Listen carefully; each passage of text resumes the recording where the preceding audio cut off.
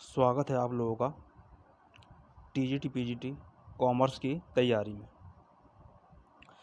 इससे पहले 30 क्वेश्चन मैं आपको बता चुका था। उस 30 क्वेश्चन से आगे की हम तैयारी की बात कर रहे हैं। बहुत ही मोस्ट इम्पोर्टेंट क्वेश्चन है, बने रहिए मेरे साथ में। और ये ऐसे क्वेश्चन हैं जो कॉमर्स से संबंधित हर परीक्षा में आते ही हैं, तो बहुत ही इम्पोर्टेंट क्वेश्चन है। बीच में स्किप ना करें, वीडियो को शुरू से लास्ट तक देखें। हर क्वेश्चन बहुत इंपॉर्टेंट है, समझ में आएगा। जैसा पहले आपको ये क्वेश्चन यहाँ पर दिखाई दे रहा है, मैंने 30 क्वेश्चन बता दिए थे। उससे आगे का क्वेश्चन है 31 नंबर का, मैंने इसको नंबर दिया है। और पहला जो क्वेश्चन है यहाँ 31 नंबर का आज का, तो चार्टर्ड अकाउंटेंट अधिनियम पारित हुआ। तो ये कब पारित हुआ है, ये सबसे पहले क्वेश्चन में भी मैंने बताया था, उसमें व्याख्या में बताया था। इसका यहाँ आंसर भी आपको यहाँ दिखाई दे रहा है, डी। ये बिल्कुल राइट आंसर है, 1949। इसमें आपको आंसर दिख गया था पहले, अब जो आंसर दिखेगा वो बाद में ही दिखेगा। Question number 32। इससे पिछले का क्वेश्चन देखने के लिए आपको इससे ठीक पीछे वाली वीडियो आपको देखनी होगी, वो जाकर के आप देख सकते हैं। उसमें ये बहुत इंपॉर्टेंट 30 क्वेश्चन है। 32वां क्वेश्चन है, अंतर्राष्ट्रीय लेखा मानक समिति, जिसको इंग्लिश में कहा जाता है इंटरनेशनल अकाउंटिंग स्टैंडर्ड कमिटी, की लेखा मानक संख्या 2 का विषय है।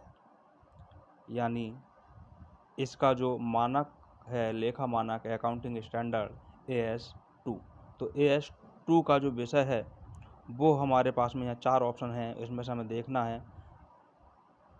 अगर आपको पता लग गया हो तो बहुत अच्छी बात है। इसका आंसर राइट होगा हमारे पास में ए। यहाँ पर 4 ऑप्शन दे रखे हैं, रहतिया का मूल्यांकन और प्रस्तुतिकरण, सूचनाओं का प्रकटीकरण, ह्रास, लेखांकन और उपरोक्त में से कोई नहीं। तो यहाँ पर जो हमारा राइट आंसर होगा वो आंसर होगा ए, क्योंकि सूचनाओं का प्रकटीकरण और ह्रास के लिए अलग मानक संख्या निर्धारित है, और इनके लिए जो संख्या निर्धारित है मानक स्टैंडर्ड की, AS की, वो देखें यहाँ है। अंतर्राष्ट्रीय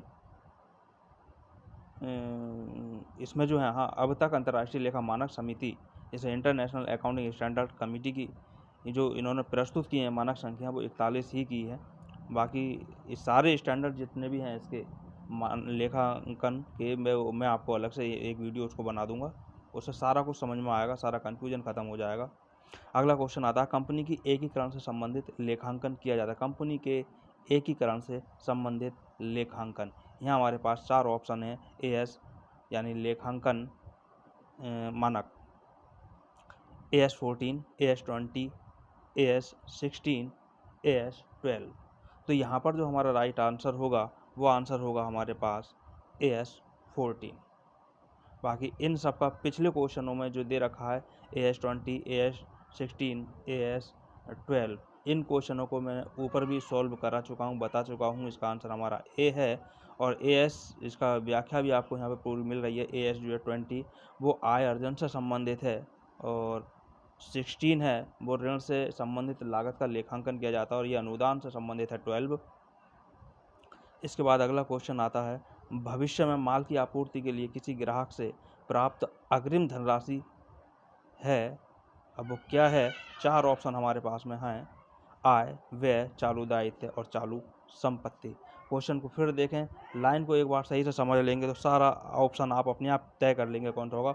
भविष्य में माल की आपूर्ति के लिए किसी ग्राहक से प्राप्त अग्रिम धनराशि, हमने माल नहीं दिया है, धनराशि एडवांस में प्राप्त कर ली है, तो फिर वो हमारा चालू दायित्व हो जाता है, वो हमारा दायित्व बन जाता है, तो उसको हम शीघ्र माल की उपलब्धि कराएं। सी इसका राइट आंसर होगा। ये चालू दायित्व हमारा हुआ, बिल्कुल राइट आंसर है। क्वेश्चन नंबर 35, लेखांकन प्रमाप 14 के अनुसार क्रय प्रतिफल भुगतान होता है जो निम्नलिखित में से किसी एक को देय होता है। ये इसके अनुसार किसको इसका भुगतान किया जाता है? अंशधारी तथा ऋण पत्रधारी। दूसरा ऑप्शन है हमारे पास भी, ऋण पत्रधारी तथा लेनदार। तीसरा सी आंसर जो है तो ऑप्शन है अंशधारी तथा लेनदार, और डी आंसर है अंशधारी। तो यहाँ जो राइट आंसर होगा वो आंसर होगा डी, यानी केवल अंशधारियों को क्रय के बदले में प्रतिफल लाभांश के रूप में दिया जाता है, और वो दिया जाता है AS 14 के अनुसार। क्वेश्चन एक बार यहाँ फिर देख लें, AS 14 के अनुसार क्रय प्रतिफल को भुगतान किसको किया जाता है, तो यह केवल अंशधारियों को दिया जाता है। क्वेश्चन नंबर 36 है, भारतीय लेखांकन मानक संख्या 10 का संबंध है। तो 10 का संबंध है, यहाँ ऑप्शन हमारे पास में है 4 ऑप्शन। रहतिया के मूल्यांकन से, सरकारी अनुदानों के लेखांकन से, ह्रास लेखांकन से और स्थिर संपत्तियों के लेखांकन से। यहाँ जो ऑप्शन होगा पहले AS 10 है, इसको ये है हमारे पास क्वेश्चन AS 10 किससे संबंधित है, तो यहाँ स्थिर को स्थायी भी कहा जाता है।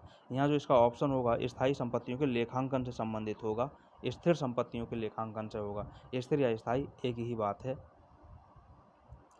क्वेश्चन नंबर 37 जो यहाँ पर है, एक व्यापारिक प्रतिष्ठान के उद्देश्य में सम्मिलित नहीं है, यानी हमें यहाँ पर नेगेटिव आंसर देखना है, हमें यहाँ नेगेटिव आंसर देखना है। और इसका जो ऑप्शन है सकल निवेश को अधिकतम करना, दूसरा ऑप्शन है लाभों को अधिकतम करना, तीसरा ऑप्शन है विक्रय को अधिकतम करना, और चौथा ऑप्शन है उत्तर जीविता। तो यहाँ इसका राइट आंसर होगा, वो आंसर होगा A, सफल निवेश को अधिकतम करना। बिल्कुल राइट आंसर जो होगा वो A ही होगा, सकल निवेश को अधिकतम करना। पहले क्वेश्चन को एक बार देख लें, एक व्यावसायिक प्रतिष्ठान के उद्देश्यों में सम्मिलित नहीं है, हमें नेगेटिव देखना है, सकल निवेश को अधिकतम करना। राइट आंसर यही होगा, देख लेते हैं, ये आंसर बिल्कुल राइट है। अगला क्वेश्चन हमारे पास आता है, जो इसके उद्देश्य हैं, इसके उद्देश्य एक बार देख लें। एक व्यापारी या व्यावसायिक प्रतिष्ठान के निम्नलिखित उद्देश्य हैं, लाभ कमाना, विक्रय को अधिकतम करना, उत्तरजीविता, ग्राहकों का सृजन करना, प्रतिष्ठा और सम्मान या ख्याति को बढ़ाना। अगला क्वेश्चन है 38, एक मानक लेखा परीक्षा, इसको इंग्लिश में जो इसको बोला जाता है स्टैंडर्ड ऑडिटिंग लेखा परीक्षा है, तो लेखा परीक्षा ऑडिटिंग प्रैक्टिस, इसको शॉर्ट में SAP फर्स्ट भी बोला जाता है। व्यवहार संबंधित है, ये किससे संबंधित है, किस व्यवहार से संबंधित है, तो यहाँ पर ऑप्शन दे रखा है वित्तीय विवरणों के लेखा परीक्षा के उद्देश्य एवं कार्य क्षेत्र से। दूसरा है एक लेखा परीक्षा को नियंत्रित करने वाले आधारभूत सिद्धांतों से। तीसरा है ऑप्शन प्रलेखन से, और चौथा है कपट एवं गलतियों का पता लगाने से। तो यहाँ जो इसका राइट आंसर होगा वो राइट आंसर वित्तीय विवरणों के लेखा परीक्षा के उद्देश्य एवं कार्य क्षेत्रों से संबंधित होगा। राइट आंसर A होगा, राइट आंसर A है, बिल्कुल यहाँ पर राइट है आंसर ये। तो इसका नाम भी चेंज किया गया था और इसके केवल 14 मानक तय की 34 मानक इसके तय किए गए हैं। पहले इसका नाम स्टैंडर्ड ऑडिटिंग प्रैक्टिस था, जो इसका नाम अब ऑडिटिंग एंड एश्योरेंस स्टैंडर्ड हो गया, यानी AAS। क्वेश्चन नंबर 39 है, लेखांकन के दूरदर्शिता सिद्धांत के संबंध में निम्न में से क्या सत्य है। पहले हमें ये दूरदर्शिता शब्द को अगर हम समझ लें, इस दूरदर्शिता को रूढ़िवादिता भी कहा जाता है, ये इसका सिद्धांत भी था लेखांकन में, शुरुआत में ही इसको बताया भी गया है, आपने इंटर में भी इस चीज़ों को पढ़ा होगा। तो इसी से अब आपने अर्थ को समझ लिया होगा। अगर आपको इस दूरदर्शिता का अर्थ मालूम नहीं है तो इसका ऑप्शन आप नहीं खोज पाएंगे, और दूरदर्शिता का अर्थ अगर हमें मालूम है या इसका पर्यायवाची मालूम है तो हम इसका आंसर बड़े आसानी से इसमें से खोज लेंगे। इसमें है रूढ़िवादिता में बताया जाता है कि लाभ की चिंता बिल्कुल भी ना करें, भविष्य में होने वाली संभावित हानियों की भी चिंता करें, व्यवस्था उसकी कर लें। तो पहला आंसर हमारा राइट होगा, भावी हानियों को ध्यान में रखना। क्वेश्चन नंबर 40 जो हमारे पास में है, निम्न में से कौन एक चालू दायित्व में सन्निहित नहीं है, यानी कौन सा चालू दायित्व नहीं है। तो यहाँ पर ऑप्शन दे रखे हैं, देय बिल हमारा चालू दायित्व है, संभाव्य दायित्व यहाँ पर दे रखा है, और C में दे रखा है व्यापारिक लेनदार, D में दे रखा है ऋण पत्रों पर अदत्त ब्याज।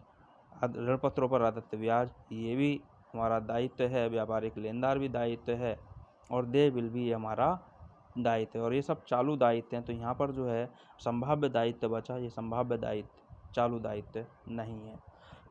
इसको बिल्कुल अलग आर्थिक चिट्ठी में दिखाया जाता है, नोट के रूप में दिखाया जाता है। तो ये राइट आंसर हमारा हो गया संभाव्य दायित्व।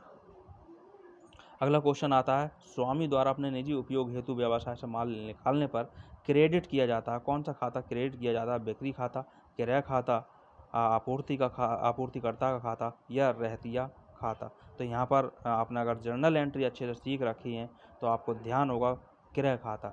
यहाँ पर माल निकाला गया आपने निजी व्यय के लिए तो ड्राइंग्स अकाउंट आहरण खाता डेबिट हो जाएगा और परचेस अकाउंट जो है वो क्रेडिट हो जाएगा। तो यहाँ पर क्रय खाता जो है ये हमारा राइट आंसर होगा। फिर भी मैं इसकी आपको जर्नल एंट्री दिखा देता हूँ।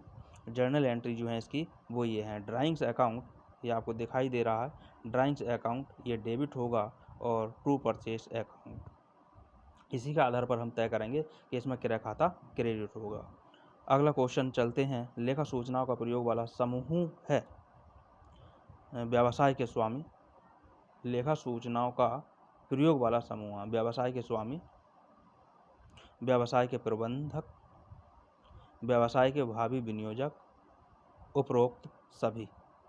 तो यहाँ जो आंसर राइट होगा ये सभी आंसर सही हैं, उपरोक्त सभी आंसर इसके सही होंगे। ये सभी समूह हैं, डी ठीक है।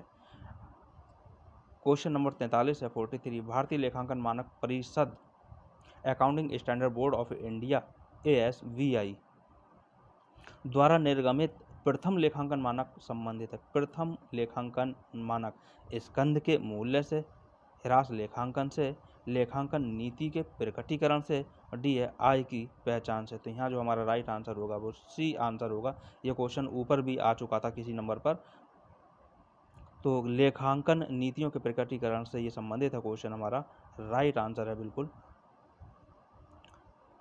अगला क्वेश्चन आता है, आधुनिक युग में लेखांकन जाना जाता है। तो पहला यहाँ ऑप्शन है, मौद्रिक इकाइयों में व्यक्त किए जाने वाले व्यवहारों के लेखन, वर्गीकरण तथा संचितीकरण करने की कला के रूप में।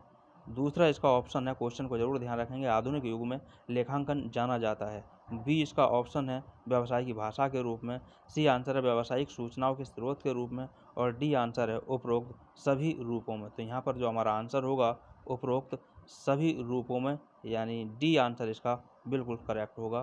क्वेश्चन नंबर 45, पुस्तपालन का अर्थ है। पुस्तपालन का अर्थ, ये शायद क्वेश्चन ऐसा लग रहा है कि रिपीट हो रहा है, फिर भी क्वेश्चन अगर रिपीट हो रहा है तो बहुत अच्छी बात है।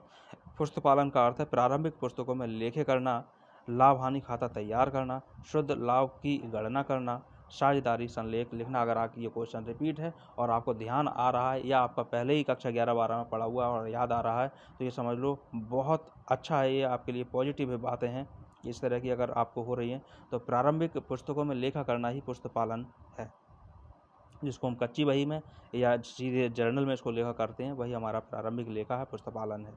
तो प्रारंभिक पुस्तकों में लेखे करना, इसका राइट आंसर होगा ए।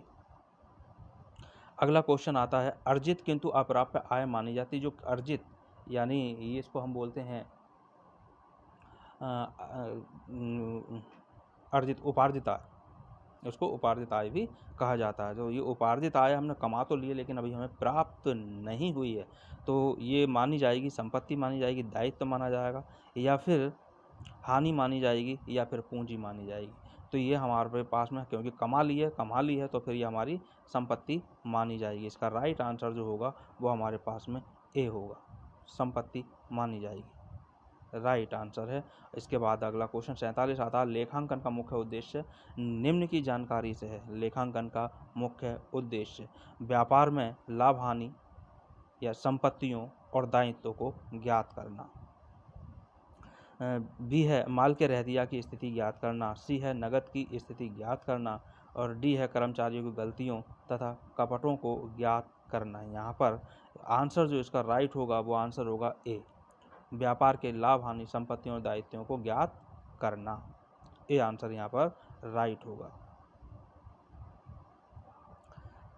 क्यों राइट होगा ये यहाँ पर व्याख्या में आपको दिखाई दे रहा है कि लेखांकन के जो प्रमुख उद्देश्य हैं वो हैं व्यापार के लाभ हानि तथा संपत्तियों एवं दायित्वों को ज्ञात करना, मौद्रिक लेन देनों के लेखन, वर्गीकरण एवं संक्षिप्तीकरण की प्रक्रिया को पूर्ण करना, प्रबंधकों को नीति निर्धारण में सहयोग प्रदान करना, यह ज्ञात करना कि व्यापार प्रगति पर है अथवा अवनति पर।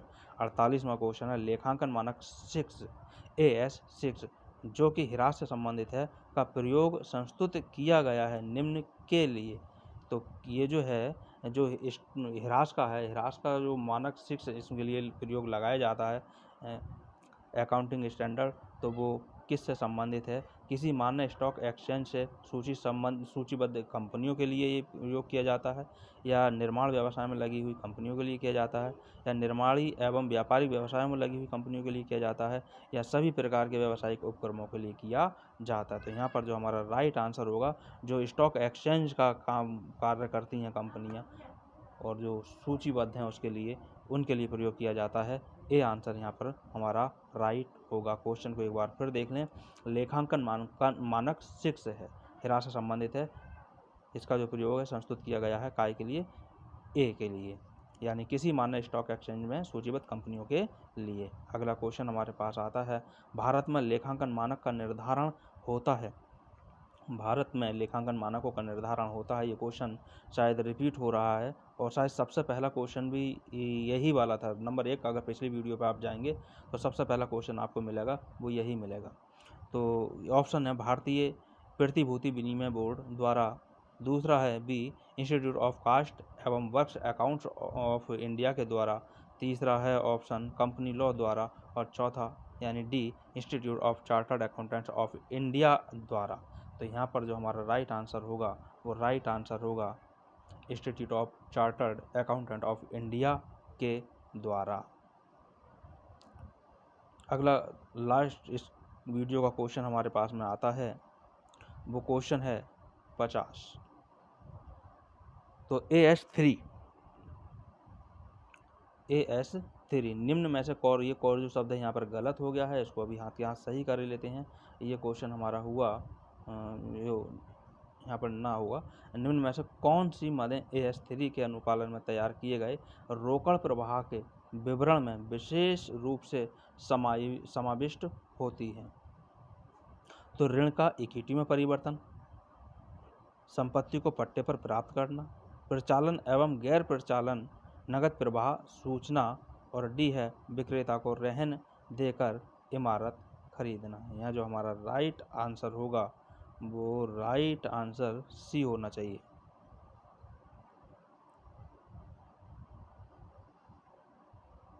प्रचालन एवं गैर प्रचालन नगद प्रवाह सूचना, सी आंसर बिल्कुल यहाँ पर राइट है। तो इस तरह से ये हमारे 20 क्वेश्चन कंप्लीट हुए।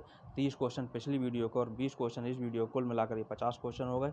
आप लोग इन क्वेश्चनों को अच्छे से तैयार कर सकते हैं TGT PGT कॉमर्स के लिए। सहायक अध्यापक और प्रवक्ता दोनों में ये क्वेश्चन पूछे जाते हैं, और इसी में नहीं, हर परीक्षा में कॉमर्स के प्रश्नों को पूछा जाता है। वीडियो अगर आपके काम की नहीं है तो आप किसी को इसको शेयर कर दें जिसको ज़रूरत है, और अगर आपके काम की है और वीडियो जो चैनल पर आप नए हैं तो वीडियो को लाइक करें, कमेंट करें, शेयर करें, और साथ ही साथ चैनल को सब्सक्राइब भी कर सकते हैं, जिससे आने वाली सारी वीडियो आप तक पहुंचती रहेंगी। धन्यवाद।